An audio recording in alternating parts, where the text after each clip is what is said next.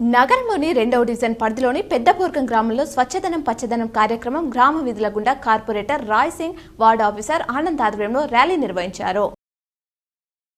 CBI కేసులో MLC కవిత bail పిటిషన్పై విచారణ వాయిదా పడింది. ఎల్లుండి తుది వాదనలు వింటామని ఢిల్లీలోని రౌజ్ అవెన్యూ కోర్టు తెలిపింది.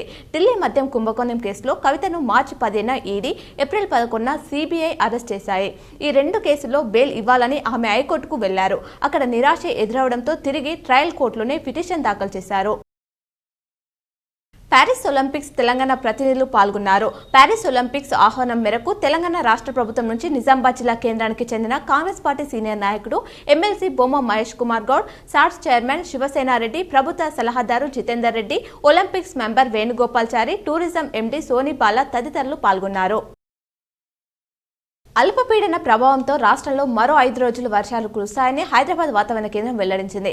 వాతావరణంలో వేడి ఉక్కపోత ఉంటుందని తెలిపింది. ఇవాళ ప్రధానంగా సిరిసిల్ల, ఆదిలాబాద్, ఆసిఫాబాద్, నిర్మల్, నిజామాబాద్, జగిత్యాల, మంచిర్యాల, కొత్తగూడెం, కామారెడ్డి, సిద్దిపేట, మెదక్, భూపాలపల్లి, ములుగు జిల్లాలో ఓ మోస్తారు నుంచి భారీ వర్షాలు కురిసే అవకాశం ఉందని చెప్పింది.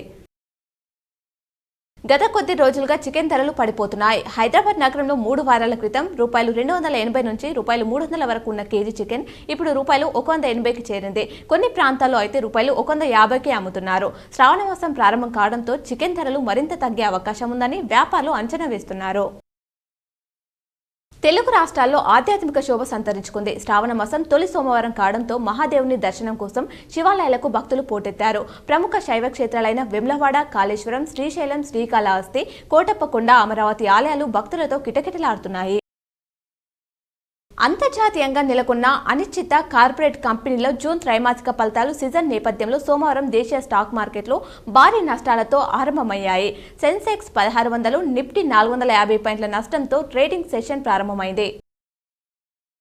పాలిటెక్నిక్ సీట్ల భర్తీలో భాగంగా ఇంటర్నల్ స్లైడింగ్ ద్వారా సీట్లు మార్చుకున్న విద్యార్థులకు ఫీజు రీయింబర్స్మెంట్ వర్తింపజేయనున్నట్లు ప్రభుత్వం తెలిపింది. ఇదివరకు ఇంటర్నల్ స్లైడింగ్ కాలేజీలే నిర్వహించడంతో రీయింబర్స్మెంట్ వచ్చేది కాదు. కాగా ఇవాల్టి నుంచి ఈ సీట్ల మార్పు ప్రక్రియ మొదలు కానుంది.